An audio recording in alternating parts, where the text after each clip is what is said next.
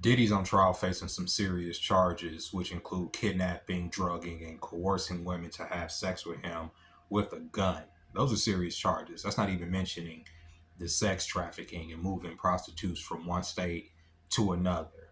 A lot of people are talking more so about the proclivities that he was into with his wife, Cassie, and how he paid this particular male escort, who's a state's witness, to come over, have sex with her, uh, finish on her, and then even take some of the ejaculate and rub it on himself. He was into some freaky stuff, right?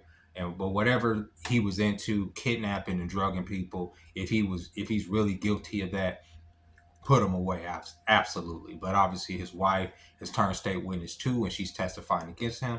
And even when these details were coming out of court, his daughters were sitting in the courtroom, and at some point they had to get up because they started talking about him sitting over there in the cuck chair in a corner, pleasing himself to the spectacle before him, and how he paid this man many times to come over and bed down his wife, and how Cassie was one of the most beautiful people that the man had ever seen. He couldn't believe that he was being paid to, get it on with her. But a lot of times he felt like he had no choice but to participate in the fuckery, or else he could have been a victim of Diddy's wrath. And I'm going to talk about a lot of that in a little bit too, because we saw the tape of Diddy manhandling Cassie, and Diddy over the years was able to get away with a lot. I've never been a fan of P. Diddy.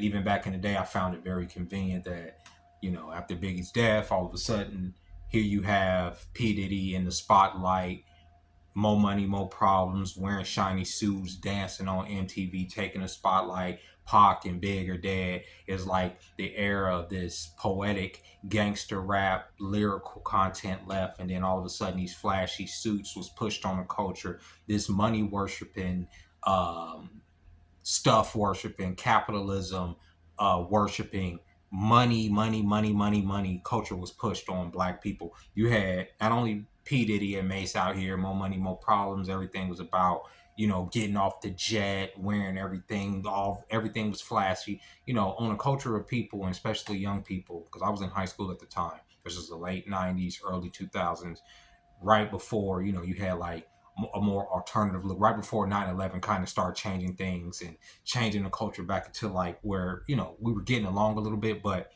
there was a whole short amount of time where there was a big money push within the hip hop culture. You had Bills pushed out by Destiny's Child at the time. You had No Scrubs by TLC. You had a lot of stuff talking about if you don't have money, you're trash.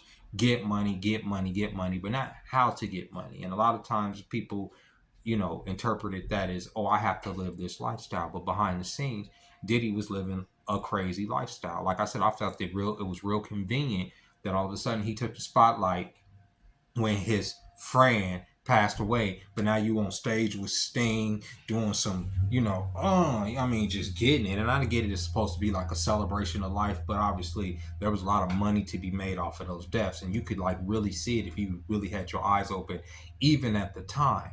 But even after that, watching P. Diddy become this superstar and getting on Making with the Band, and watching him pretty much abuse these young people. And to come to find out he was sleeping with a couple of them too. Of course, right? That's how you abuse your power. You don't get power to not abuse it, right? Right? Why else would you want power? Do y'all want power to be, good guys? Y'all want power and influence to not be able to live y'all fantasies? I'm asking a question. I'm not speaking for myself. I'm asking a question. I'm talking about being honest, because some of the things that Diddy is on trial for, like for instance the sex trafficking, I think if that is the big crime, to fly a prosty out from one state to you in order to get your rocks off, then it's a lot of people that should be going to jail for that. And it's not just celebrities, it's a lot of regular guys that get on Instagram and shop around like it's like it's Ho Hut, you know what I'm saying, and fly women out to get their rocks off. I mean, we see it all the time. And when they do come out there, and sometimes when they don't put out, what happens? The man gets mad.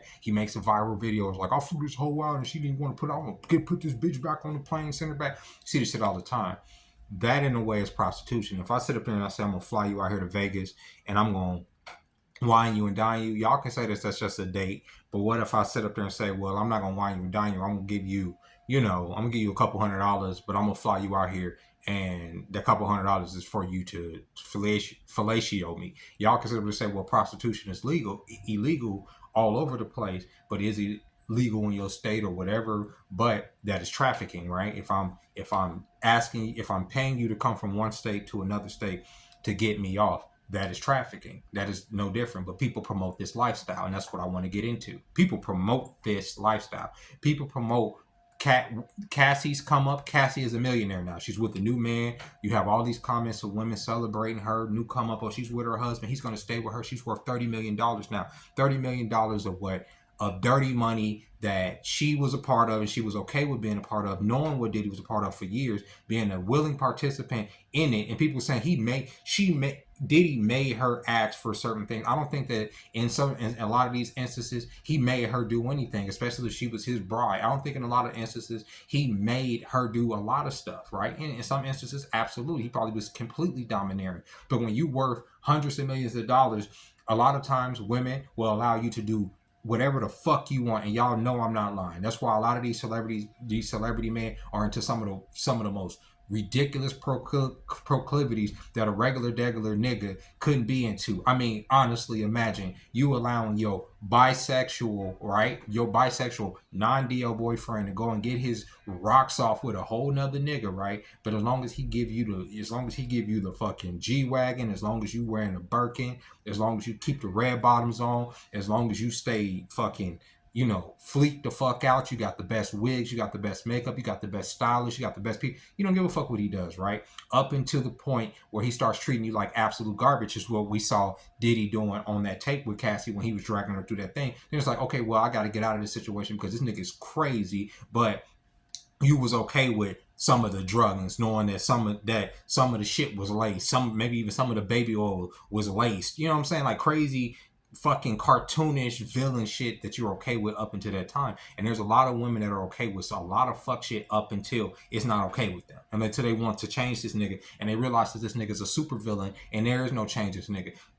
Diddy has always been a super villain, even since I was a boy. Obviously, I'm talking. That's why I brought up the '90s and him and More Money, More Problems and the sacrifice of Biggie and all that shit. Allegedly, it's not. This is not a secret. The making of the band and him like taking advantage of those young people. This is not a secret. We saw that with our own eyes. You don't think Cassie and all these other people didn't see it? It was alleged that his first wife, I forget her name, was offed, was taken out of the game by this nigga. You know what I'm saying? But people, and this is a known secret. This is an open secret. People knew this. You right? This is like stuff that people knew even before she got into it. And I'm like, and y'all was like, oh, you're victim blaming. No, I just know that there's a lot of shit that it's a lot of women that allow they allow it, especially when you have a lot of money or you facilitate a lifestyle. If you a waiter, if you a nigga that's riding the bus, no, hell no, you can't afford to pay for a woman to fucking abuse her in that way. But if you Diddy, if you worth a few million, if you want to fucking invite your high school crush into the bedroom, you know what I'm saying? If you want to pay for, you could get away. You could get away with a whole lot of, as long as you can continue to facilitate that lifestyle. And there's a group of ladies, which is a lot of ladies that push. This nigga has to be able to be the complete provider. I'm not gonna pay. I'm not doing 50-50. Well, if you're not gonna do 50-50, you're gonna do whatever the fuck that man tells you to do. You gonna listen. And if that lifestyle is one step above a lifestyle, then maybe you can't facilitate yourself, and everything is locked tight. Where this nigga's just a step below being abusive criminal that you can bring charges up on, right? You know, I'm not, he may be a sex pervert, but he's not flying bitches out and drugging them and buying gallons of fucking baby oil to swim in like I said, like a goddamn Bond villain. You know what I'm saying? He's just a regular degular pervert. He may put it in your butt a little rough, but it's nothing that you can fucking like take him to court for and get $30 million out of a nigga. But if you a nigga like Diddy, you do too much. You go too far. Then you start trafficking all these women in and stuff, and you using your wife to bring them in. It's too many niggas. It was too many people that he involved in his debauchery, right? But like I said, there's a lot of ladies that let a lot of niggas get away with this shit as long as they have the clout or as long as they have the money. The moment they can sense the fall off, or the moment they can sense that people are circling, like the sharks are circling, let's say the feds. Why do you think so many of these beautiful fucking women give some of these drug kingpins and these gang members? Who the fuck is Coy Ray with? She's with that germ looking nigga, right? What's his name? I don't know. I forget it. She got pregnant by. She's not with him. What's his name? Trippy Red. That nigga looks like a germ, bro. And she got pregnant with that nigga. Why? Because the nigga had clout. The nigga has clout, right? I couldn't tell you a bar from this nigga. I couldn't tell you a song from this nigga. But the nigga's always in the vlogs. This nigga's always, so I'm gonna get this nigga a baby. And even before the baby's out, I don't even think she's had the baby. I think it's coming. But even before the baby out, this nigga's out here sleeping with other women. You know what I'm saying? But what were the red flags with this nigga? This nigga got all these tattoos on his face. This nigga's goofy as shit. You know what I'm saying? Publicly, all this other stuff. And yet you go and you get pregnant with this nigga. You think this nigga's gonna be different. But yeah, he while you're pregnant, he's out here with another bitch. Like, don't be surprised. And everybody's like, oh, well, this nigga's trash. But y'all support that type of lifestyle up until the baby comes, right? Just like Christian Rock. Everybody want to shame her now. Everybody want to say, oh, okay, your baby's retarded and all this other shit and blah, blah, blah. Your baby's blind, a blind fuck. You know, all this crazy shit they saying about the baby, right? All right, well, don't put that on the baby, right? Put that on the mom that y'all supported that shit because she was entertaining y'all at the time. Y'all supported that lifestyle. It was fine up until it was fine with you. Oh, she's just trying to make her money. It's all about the money. Remember, it's all about the money. She's so, you know, but y'all see this bitch over here drinking when she pregnant. Right? Y'all see her over here knowing she's over here doing drugs when she's pregnant. And y'all don't think the baby ain't gonna come out fucked up. Right? And now y'all want to play holier than thou. It's the same thing with this lifestyle. Cassie end up in that situation. But y'all telling these young girls, all right, go for the bag. If you're gonna do it, go for if you're gonna get pretty, make sure this nigga's paying for this and this and this and this. If I'm paying for this, you're gonna be moving how I'm in certain ways how I'm telling you to move. And I'm not even abusive, but there's shit you ain't gonna be doing if I'm facilitating everything. I'm sorry, it's just the truth. And you can say, oh, it's because you're insecure. No, I ain't got shit to do with insecurity. It's just shit you ain't gonna do because you're not gonna embarrass me to myself. I'm not gonna sit up here and feel like a fucking fool if I'm facilitating your whole lifestyle above and beyond. I'm not doing that. You're not going out there half naked. You're not letting other niggas bust in you or bust on you and all this other crazy. Oh, you're insecure. You're not gonna let niggas play with you. You're not gonna be calling niggas in the middle of the night that are your homies. You're not meeting up with the homegirls to go home on girls trips. All that crazy shit. That shit don't fly if I'm facilitating your lifestyle, right? If I'm paying for the whole thing. But what if I want to invite some other people over here? Well, hey, I'm paying for everything. I'm not like that, but I'm saying that's how niggas get their shit off. And then y'all sit up there and say y'all put y'all daughters with these niggas. They chase these niggas, but then y'all wonder why these niggas treat them like that. Because those are those niggas. The funny thing is, okay, the niggas that rise to the top, and I mean that as far as the way our system works, as far as capitalism and everything, the niggas that rise to the top are often the cutthroat niggas, and they're often the most sexy niggas to women, right? They attract women. People like P. Diddy attracted women for a long time. They didn't care if that nigga was also fruity on the side. They didn't give a fuck because he had power, he had money, you know what I'm saying? He had influence, you know what I'm saying? Like, it didn't matter. A lot of stuff you can overlook as a woman when you have those things, when you can provide those things, when you can move in circles and you can make people move the way you want them to move. It don't matter how fucking violent and crazy you are. You could be as crazy as the fuck you want to be. You could be literally a drug kingpin. Look how many drug kingpins got these beautiful ass wives. I just was mentioning earlier. These cartel niggas got these beautiful wives, these beautiful families, because they're powerful, because they're rich, right? They're dangerous men. That's attractive. That's very attractive. Safe. You know, I've been called safe multiple times within the last few months, and it pisses me the fuck off, honestly, because what it tells me, it tells me that I make coochie dry. You know, I don't want to be safe. You know, I want to be somewhat dangerous, somewhat edgy. And I'm not saying I want to sit up here and be dragging bitches down the hotel highway, because I'm not abusive like that. I'm not saying that if you talk back to me, I want to smack you upside the head. You know what I'm saying? I just don't. That's not in me, right? I'm not saying that I even want to cheat or bring other bitches into the relationship. None of that, right? But I don't always want to be the safe nigga, right? But I can't help it because I'm predictable. I'm gonna go here. You know, I'm gonna be at X, Y, and Z on this day or that day. You know, you're gonna know my sleeping schedule if you know me, you know what I'm saying? If you do want to talk crazy to me, I'm probably gonna let you. If you're on the phone with me and you talking crazy, I may get off the phone with you. I may hang up on you, honestly. But other than that, I would never think to, like, you know, all right, I'm about to go and treat my wife like ass, and I don't give a fuck how much money I get. But there are men, and that's probably why I may never be a millionaire. It is what it is, and I'm okay with that, because I'm just not that cutthroat. You know what I mean? You know, like and I know you say, okay, well, you could still be a millionaire, just never get married. You don't have to, like, necessarily, but it's a personality trait, right? Like I mentioned, Diddy coming up after Biggie's death, right? Cutthroat, just cut. Oh, this is an opportunity. A lot of people were like, all right, I'm gonna do my business over here. I'm gonna stay in the background, produce stuff. Nah, this nigga was like, shiny suits. I want to be as bright as possible. I want everybody to see I'm that nigga, right? And to me, that's gaudy. That's nasty work. You know what I'm saying? Especially when you know you're pushing an ideology on people, but at the same time, they're being paid an exuberant amount of money by their handlers to do what they did. And look, TLC broke, all them women broke or not here no more. Diddy's in jail. It's like no rich celebrity person that they push in front of us to make us think that they're so powerful and rich. They have no power, because the moment the dominant culture, the people that are paying them, and the people behind them, the Jays, want to pull you by your coattails or take you down the peg, they gonna take you down the peg. And what the fuck can you do about it? You gonna be 100% nigga.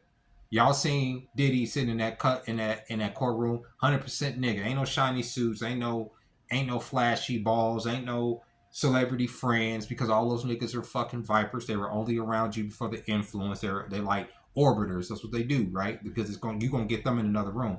Now if they have to take one to the butt, they're gonna take one to the butt. They have to take one to the face, they're gonna take one to the face. If they have to drug themselves so they don't feel anything, they'll drug themselves so they don't feel anything. People were willing to sell their souls to be a part of Hollywood and to be a part of the culture. Even to this day, even seeing how the culture will turn against them, the people still want to be a part of it. People still want to be a part of that industry. I don't see why. I don't understand. Oh, one day I'm going to be a part of the music industry. Why? Why would you want to be? Why don't you make music for yourself and for your YouTube or your TikTok and get your fans that way? That way you can be in charge of your fans. You can distribute your music. You can be in charge of what. Don't sell your soul to these labels and shit. Of course they're gonna come at you and you've never seen that amount of money. A nigga like Diddy will come to you with an amount of money that you've never seen before. But you got to take in mind, within those contracts, you probably gonna end up having to pay all that money back with interest, especially if, let's say, God forbid, if your album or your streams go wood and motherfuckers are not even streaming that shit. Oh yeah, then they're gonna come. You gotta pay the piper, and I mean that. You might have to get piped. That's how this industry works. You think I'm lying? Look, Diddy's on trial. It was always rumors up until now. He's on trial for racketeering, right? For putting guns to motherfuckers, for inviting. I mean, like this. What is it? Male escort that he was abusing, right? This nigga looks like he was traumatized by everything like Diddy was doing. I think this nigga crashed out of the Trump hotel or something, tripping off of feeling like he was sexually molested and sold a piece of his soul to Diddy the Demon. Diddy the Diddler. He allowed himself to be so, because it ain't just women. Niggas will do it too. I literally heard a nigga say, oh, who wouldn't sell their butt for $1 million? Me? Why? Why would I need to sell my butt, bro? Why not give me the $1 million to invest it in me and you know what I'm saying? Oh, I gotta give you some shoot too. Oh, you gotta make sure you get something out the deal. You gotta make sure you gotta sweeten the deal. You gotta get up in the honey pot. Nah, bro, I'm good, bro. That's crazy work. You know what I'm saying? And then you get into the industry, you start getting deeper and deeper. And they feeding you bitches, bro. They feeding you bitches like fucking Vienna sausages, bro. Like that, like it ain't nothing, right? And you're not thinking nothing of it, right? It's a new batch of bitches here. New batch of bitches. Always some batch of bitches. And the years just go on and on and on and on. And then you forget. You forget all the debaucherous shit that you did. You forget all the shit that's on tape. All of the phone calls you made. All of the fucking baby oil you bought. All of the people you lubed down and fucked over. Right? You forget that shit. And then one day, the piper come, bro. The piper comes a piping, and you sitting up in that courthouse, in that courtroom, talking, listening to them talk about you sitting up in a cuck chair, beating your meat in front of your kids. And with that being said, ladies and gentlemen, I hope you got something out of this video. I don't know what you would get out of the video. I had a long effing day from the beginning of the day all the way up until me getting here. It has been a journey, bro. This Tuesday has been a journey. Work was fun. Work was a lot of fun, but getting there was a nightmare. I ended up bumping my scooter against the curb, and realized I didn't have my tools on me. Not only did I have my tools on me, I didn't have my bag or my uniform, so I had to come from Fremont and go all the way back to my apartment.